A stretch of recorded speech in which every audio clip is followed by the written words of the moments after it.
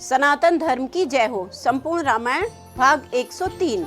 आज हम सुनेंगे राजा दशरथ का सूक्ष्म रूप में श्री रामचंद्र जी से मिलने आना।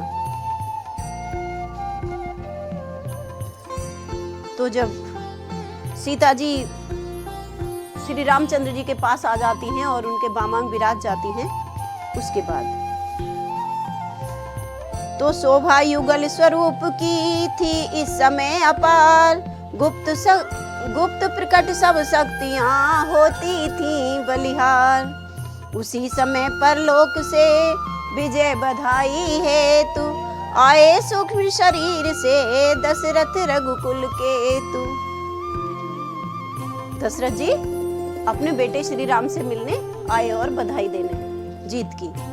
कितने ही अनुभवशील पुरुष यह गुप्त रहस्य जानते हैं, जग में दो रूप स्थूल सूक्ष्म कहते हैं और मानते हैं। निश्चय ही जीव स्थूल छोड़ कुछ काल सूक्ष्म में रहता है, जब अवधि सूक्ष्म की हो समाप्त तब दशा दूसरी गहता है। दशरथ जब गए सूक्ष्म जग में वासना राम के दर्शन की थी। जब दशरथ जी की मृत्यु हुई तो उन्हें राम के दर्शन की अभिलाषा रह गई थी, इसलिए वो दूसरे परलोक नहीं जा पाए, वो सूक्ष्म रूप में रहे।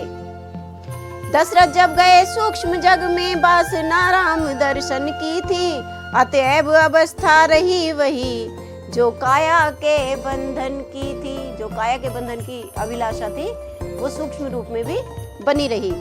आए अब उसी भावना से अभिलाषा पूरी करने को, नैनामृत छब की धारा से व्याकुल मन का घट भरने को, व्याकुल मन का घट भरने को।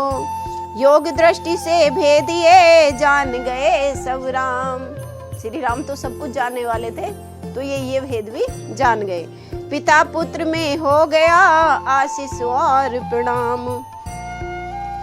मुस्काते हुए पिता बोले अब रही न शेष कामना है, इस रूप माधुरी को पाकर पूरी हो गई वासना है। जीवन जीना मरना सब सफल हुआ, तज कर पाकर फिर आज तुम्हें तज कर मैं मरा था और तुम्हें पाकर मैं फिर से जीवित हो गया।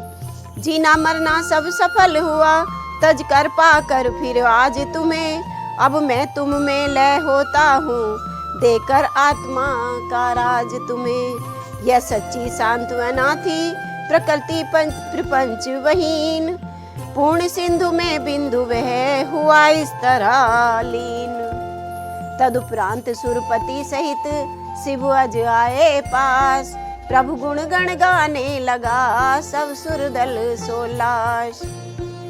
जय तुमने दशानन पे पाई है, तुम्हें रघुकुल के राई बधाई है। सारे देवता श्री रामचंद्र जी को बधाई देने लगे। जय तुमने दशानन पे पाई है, तुम्हें रघुकुल के राज बधाई है। वीरता की पताका उड़ाई है, तुम्हें रघुकुल के राई बधाई है। दुष्टों ने ऐसा दबाया था हमको, जीवित मृतक सा बनाया था हमको, फिर हमें नई शक्ति आई है, तुम्हें रघुकुल के राई बधाई है। आज संवारे हैं ताप निवारे हैं, दास उबारे हैं तुमने राम। लीला धाम शोभा धाम सत्य काम पूर्ण काम, पीड़ा मिटाई है बाधा हटाई है, शुभ घड़ी आई है, भेंट यह लाई है जग में कमाई है। जय जयकार जय जयकार, तुम्हें रघुकुल के राई बधाई है बधाई है। तो कपिदल जो सुर सुधा से जीवन मिला नवीन, राक्षस जिए ना इसलिए हरि में हुए विलीन। भेंट विभीषण ने किए रत्न अनेक प्रकार, बांट दिए साथियों को प्रभु ने कर सत्कार।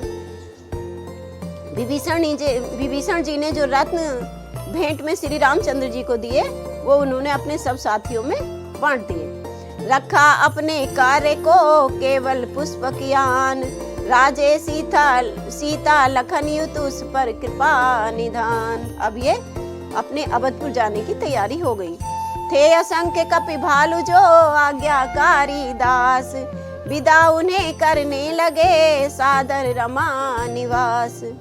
बोले इस रण के नाते से मन का वह नाता जोड़ा है, जिस नाते के आगे जग में जग का सब नाता थोड़ा है।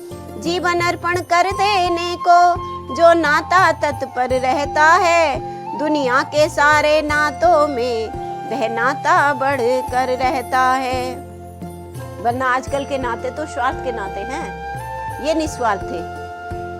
हम दो भाई व्याकुल विह्वल बन बन में फिरते मारे थे, सीता सी रतन मंजरी खो निर्धन दुखियारे फिरते थे। ऐसे दुर्दिन में साथी बन तुमने जो जान लड़ाई है, उस सहायता की रामचंद्र कर सकता नहीं बड़ाई है। सच तो यह है तुमने जग को स्वर्गीय धर्म सिखाया है, उपचार किस तरह करते हैं यह नरदल को दिखलाया है। तुमने ही रावण मारा है, सीता का कष्ट निवारा है, मैं नाम मात्र का विजयी हूँ, वास्तव में काम तुम्हारा है। अब तक तो तुम राम के थे, पर अब से राम तुम्हारा है। तो प्रेम भरे ये शब्द सुन हुए सभी सानंद, चले भक्ति का दान ले कह जय रघुकुल चंद। हनुमत सुग्रीव विभीषण आदि प्रभु के अनुरागी अतिशय थे, वह साथ न तजा चाहते थे, इसलिए बेखबर प्रेम में थे। तब उन्हें अवध ले चलने को लाचार अवध के नाथ हुए, उन्होंने विदा नहीं ली, उन्हें तो साथ ही चलना था। तो अब राम मजबूर हो गए उन्हें अपने साथ ले चलने के लिए। तब उन्हें अवध ले चलने को लाचार अवध के नाथ हुए, श्री जामवंत अंगद आदिक रह सके न यह भी साथ हुए।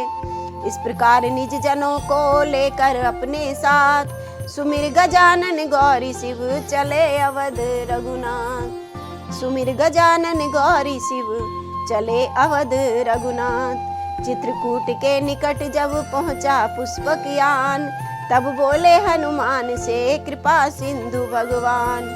रहा एक दिन अवधि में पहुंचो अवध प्रदेश। उन्होंने भी अपने दिन गिन रखे थे, तो बोले अभी 14 वर्ष पूरे होने में एक दिन बाकी है, तो इसलिए तुम जाओ।